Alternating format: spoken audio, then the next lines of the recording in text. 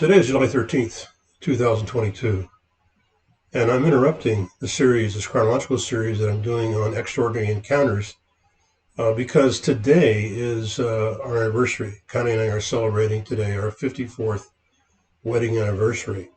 And so I want to go back to when I met Connie, who became my partner, my life's partner, and who was a part of all those extraordinary encounters that followed. But here's the one about how she became an extraordinary encounter.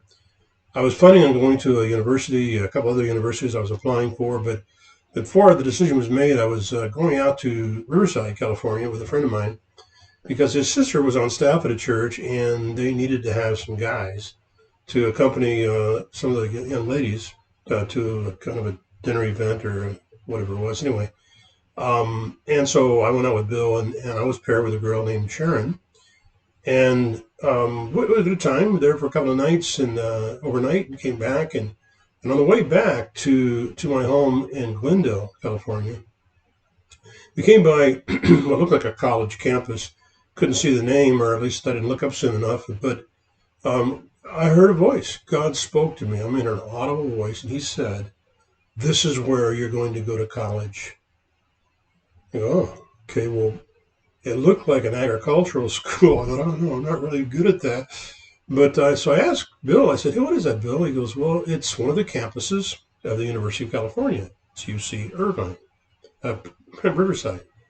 And I said, well, okay. All right, well, thanks for that. And he didn't hear the voice, and I didn't explain to him. So we got back, and that Monday went to school and got a catalog out, took a look at UC Riverside, and discovered they had a couple of leading mathematicians in the state of California. So I thought, okay, that's cool. So I applied and thought, well, Lord knows what he's doing. And so I applied and I got a full scholarship to study math. And so the fall came and out I went. I wanted to find a church so I went back to that same church that had hosted this dinner gathering and that I'd been a part of several months before. I came in and I don't know, I think there were probably about 250, 350 people in the church, something like that, say 300 roughly. And I came in and I sat by myself on a Sunday morning. And Sharon came up to me and said, do you remember me? And I said, sure. So she said, well, come and sit by me and my friend. I said, all right. So I did. I went over and so there was this friend and then Sharon, then me. But when I came up to sit down and Sharon introduced me to Connie, something happened. I mean, love at first sight, yeah, that was there, but it seemed like much deeper than that. I felt a stirring in my own heart, my soul, and it's like the Lord said, this is of me. I go, wow, that's you must really love me, if that's the case. So we sat down. I did everything I can to kind of get a look at her to see what was going on here, and I bent down to tie my shoe and I did everything I could to get a look at her. Then afterwards discovered that she was the only other part of the church, the only other young person in the church who was a student at UC Riverside. So I became very faithful. I never missed a service and took every opportunity I had to sit by Sharon and her friend, Connie. And so time went on and there was, I just really knew in my heart, I want to get to know her. I really think that I'm supposed to marry her. Anyway, I just kind of hung out, and then one day she came up to me in the foyer of the church, and said a line that I've never forgotten. And she said, "Jim, what would you think about getting together each week at the university, at the student union, to discuss the demands that university life makes on our faith?" On the outside, I try to, be intelligent and thoughtful and say, I think it's a really good idea. You're right about that. There are those challenges, and I would like to, yeah, absolutely. We can meet at the student union, and we set up time for that first one, and then on that went. So after several weeks, I'm going, shoot, I really do like this person, and I think you'd even call it love. And I had this other thing in my mind about how I felt my spirit when I first saw her. And so I didn't know what to do. I didn't want to ruin what we had because we had a good thing.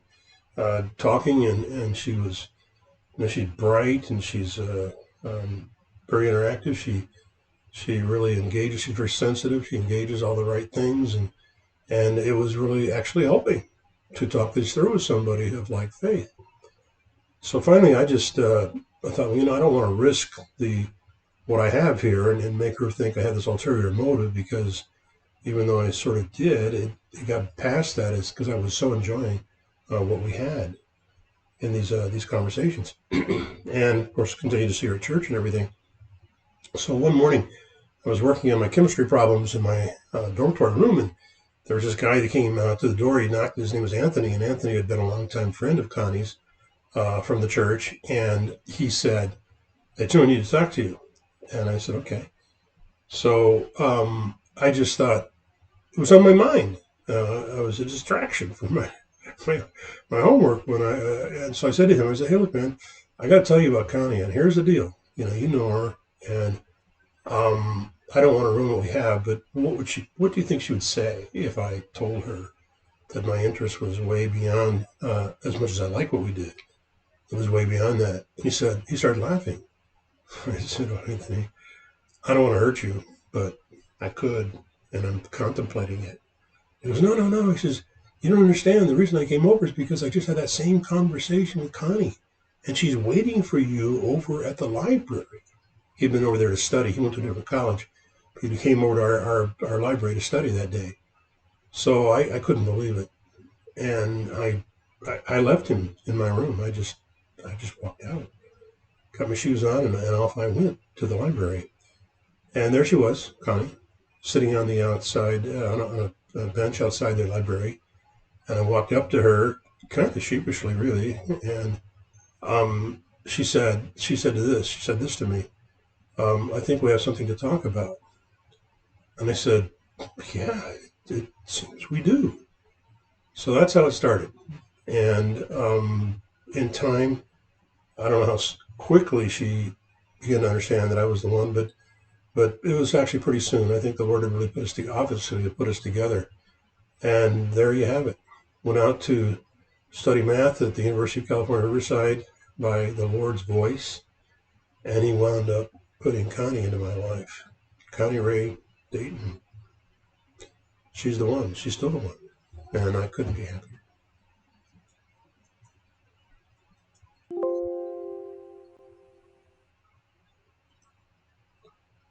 And I messed up stopping this thing. I'm going to try now.